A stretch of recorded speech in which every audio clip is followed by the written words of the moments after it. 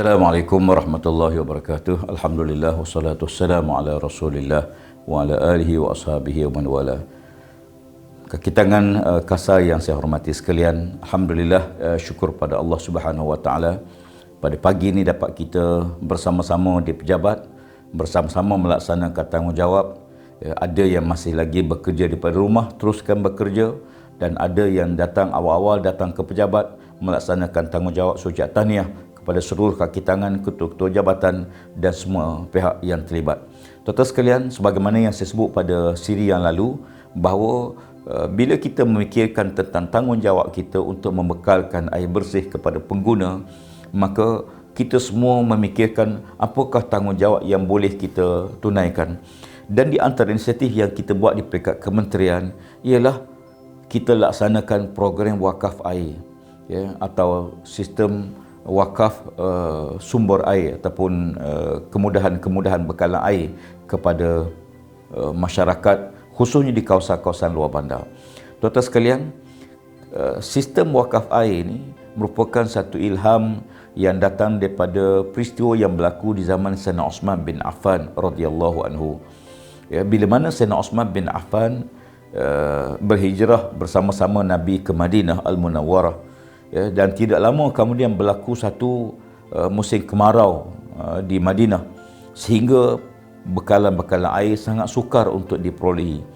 Kebetulan pada waktu itu ada sebuah perigi yang dimiliki oleh seorang Yahudi di Madinah. Perigi ini adalah perigi Ar-Rumah. Perigi Ar-Rumah ini dimiliki oleh seorang laki-laki Yahudi. Oleh kerana sikap benci dan dendamnya kepada Islam yang sangat menebal pada waktu itu, dia telah pun menekan umat Islam, sahabat-sahabat Nabi, dengan harga air yang sangat mahal. Dan ini menyebabkan sahabat-sahabat yang susah, yang miskin, payah untuk mendapatkan bekal air kerana harganya sangat tinggi. Dan mereka mengadu pada Nabi SAW. Lalu Nabi SAW beritahu para sahabat, sesiapa yang dapat membebaskan perigi Ar-Rumah, dia akan dijamin syurga oleh Allah Subhanahu wa taala, dia akan dimasukkan dalam syurga Allah Subhanahu wa taala. Mendengarkan kata-kata itu, Sayyidina Osman bin Affan terus pergi berjumpa dengan Yahudi pemilik perigi tersebut. Lalu Sayyidina Osman bin Affan menawar untuk membeli perigi tersebut dengan harga yang sangat mahal. Namun Yahudi ini tidak mau membelinya, tidak mau menjualnya. Perundingan, rayuan dibuat, akhirnya Yahudi tetap tidak mahu menjual perigi tersebut, sebab inilah kesempatan dia untuk membolok kekayaan di samping mengenakan tekanan kepada mereka yang perlu, kerana air adalah sumber utama, asas bagi kehidupan. Namun Sayyidina Osman bin Affan tidak berputus asa. Ulang alik dia beberapa kali berunding demi berunding, akhirnya Sayyidina Osman bin Affan menawarkan untuk membeli separuh daripada perigi tersebut, dengan harga yang sangat mahal. Lalu Yahudi itu berfikir, kalau dijual separuh air kepada Sayyidina Osman bin Affan dengan harga yang tinggi, maka tak mungkin Sayyidina Osman bin Affan boleh jual harga lebih murah daripada dia, sebab harga beli dah tinggi. Lalu Sayyidina Yahudi tadi bersetuju untuk menjual sebahagian daripada perigi tersebut dengan harga yang sangat mahal, dan Sayyidina Osman bin Affan membeli perigi tersebut. Apa yang menarik tuan-tuan sekalian, mereka bergilir. Hari Isnin Sayyidina Osman punya, hari Selasa Yahudi punya, hari Rabu Sayyidina Osman punya, hari Khamis balik pada Yahudi punya. Begitulah bergilir setiap hari. Lalu Sayyidina Osman bin Affan buat perjanjian, dan setelah siap perjanjian tersebut dibayar, Sayyidina Osman bin Affan kemudian mengisytiharkan kepada orang ramai, bahawa sesiapa yang ingin mendapatkan bekal air, dia boleh pergi ambil air di perigi Ar-Rumah pada hari yang dimiliki oleh Sayyidina Osman. Dan kata Sayyidina Osman, saya memberi percuma air tersebut. Tindakan Sayyidina Osman mengejutkan Yahudi itu, sebab disangka Sayyidina Osman akan jual dengan harga yang mahal, sebab dia beli dengan harga yang mahal. Sebaliknya, Sayyidina Osman bin Affan menginfakkannya, mewakafkannya, beri percuma air tersebut. Dan Sayyidina Osman pesan pada orang ramai, khususnya di kalangan yang golongan yang susah miskin ni, ambil air untuk cukup bekalan kamu selama 2 hari, Isnin dan Selasa, sebab hari Rabu nanti kamu boleh ambil semula pada hari giliran dia. Tapi hari Selasa dimiliki oleh Yahudi, hari Rabu giliran Sayyidina Osman. Ambil air cukup untuk menampung 2 hari. Ya, apa yang menarik tuan-tuan sekalian? Orang ramai datang Islam dan bukan Islam, sebab susah miskin ni bukan orang Islam saja. Orang bukan Islam pun ramai yang susah. Ya, demikian juga orang lain. Jadi masing-masing pergi mengambil air tersebut. Ya, pada hari dimiliki oleh Sayyidina Osman. Pada hari Selasa dimiliki oleh Yahudi. Si Yahudi tadi menjual air. Ya, tapi tidak ramai yang datang membeli. Ya, kecuali mereka yang sangat anti kepada Sayyidina Osman, yang tak nak ambil air pada hari Sayyidina Osman punya. Ya, kerana anti dia kepada Sayyidina Osman dan anti dia kepada Islam, menyebabkan walaupun percuma, ya, sebagai tunjukkan rasa anti dia tidak ambil pada hari Isnin. Ya, maka golongan ini datang membeli daripada Yahudi tersebut. Yahudi akhirnya menjual harga yang murah, ya, tetapi pun masih tidak ramai yang datang membeli. Ya, kenapa? Kerana Sayyidina Osman bagi percuma. Tuan-tuan sekalian, demikianlah lama kelamaan akhir Yahudi melihat hari gilirannya tidak ada siapa datang membeli air tersebut. Hinggalah dia menawarkan kepada Sayyidina Osman bin Affan untuk menjual seluruh peri tersebut. Lalu Sayyidina Osman bin Affan membeli semua peri tersebut dan mewakafkan peri itu kepada orang ramai. Tuan sekalian, idea wakaf sumber air ini ialah idea yang telah berlaku zaman Nabi SAW. Lalu kita di peringkat kementerian, ya, kita tanggungjawab kita besar. Ya, kita bekalkan air operator air negeri-negeri berjalan, dan baru-baru ini kita telah pun menandatangani satu perjanjian migrasi air daripada negeri Pahang.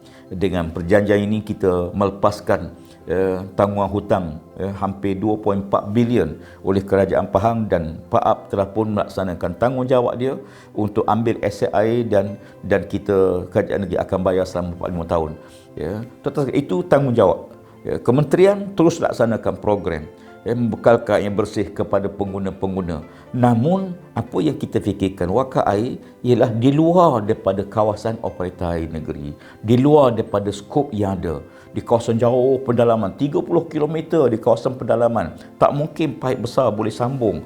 Ya, penduduknya mungkin 20 keluarga ataupun 10 keluarga, yang sangat tidak ekonomik dalam konteks kita nak bekalkan air oleh operator-operator air negeri. Tapi mereka juga ada masalah, mereka juga perlukan air. Dan saya pengalaman peribadi, saya turun ke kawasan-kawasan pedalaman, bertemu dengan masyarakat orang asal, bertemu dengan masyarakat rumah panjang di Sarawak sebagainya. Kita tengok mereka terpaksa ambil air jauh ke sungai. Ya, kadang-kadang tengah malam pun kena pergi pikul air balik rumah. Saya fikir apa tanggungjawab kita sebagai orang yang diamanahkan. Kita semua fikir, pertama, kalau kita boleh ringankan bebanan dia, maka idea ini timbul ialah bagaimana untuk meringankan bebanan pengguna rakyat kita yang miskin, yang di kawasan terpencil, di kawasan luar bandar, kawasan kampung pedalaman. Bagaimana untuk kita tolong dia? Lalu saya fikir bersama dengan beberapa tim top management kita, akhirnya kita setuju untuk kita laksanakan program wakaf air. Kita beri peluang kepada orang ramai, beri peluang kepada siapa-siapa saja. Mungkin CSR dia, ada syarikat nak beri sumbangan dia, ada syarikat nak beri dalam bentuk infak dia untuk kita buat. Dan kita kena pastikan, ya, di tempat yang kita ingin membantu penduduk tersebut, mungkin keadaan sangat murah, 40,000 ke 50,000 projek sebagai contoh. Ya, mungkin kita perlu buat tube well, kemudian kita perlu pasang solar untuk menjanakan dia punya pump dia, kemudian kita sediakan tangki, kemudian kita buat sistem paip ke rumah-rumah. Ya, mungkin sedikit penapisan yang kita perlu buat supaya air ini, air yang bersih, boleh diminum dengan masak lebih dulu, dan kita boleh bekalkan pada penduduk. Ya, tuan-tuan bayangkan kalau sikit ini kita mampu buat 100 tempat, 200 tempat, 500 tempat, ya, kawasan-kawasan pedalaman, dan mereka menggunakan air. Setiap titik air kita mendapat pahala. Setiap titik air yang mereka gunakan untuk mandi, untuk basuh, untuk apa sekalipun, untuk masak, untuk berwuduk, apa sekalipun, kita mendapat pahala. Tuan-tuan sekalian, saya fikir bahawa duit sampai hari kiamat pun tak cukup. Tapi pahala ialah nilai kita di akhirat. Semua kita akan menuju ke sana. Duit berharga dunia, ya, tetapi ia tak berharga di akhirat. Tapi di akhirat pahala berharga.